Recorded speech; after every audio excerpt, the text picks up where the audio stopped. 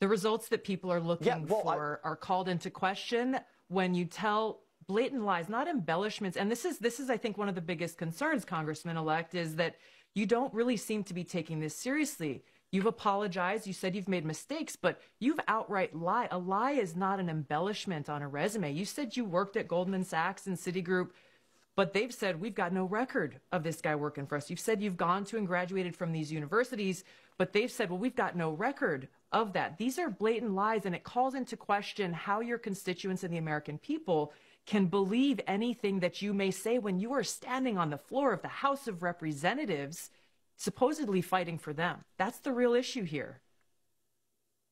Well, look, I agree with what you're saying, and as I stated, and I continue, we can debate my resume and how I worked with firms such as Goldman and Citigroup. Is it debatable, or is it just false?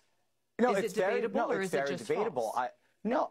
No, it's not false at all. It's debatable. I can sit down and explain to you what you can do in private equity, in capital intro, via servicing limited partners and general partners. And we can have this discussion that's going to go way above the American people's head. But that's not what I campaigned on. I campaigned on delivering results for the American people by lowering inflation. I can sit down, and if you want to have that discussion, I'd be glad to, Tulsi, to explain that to you and make sure that we settle the score.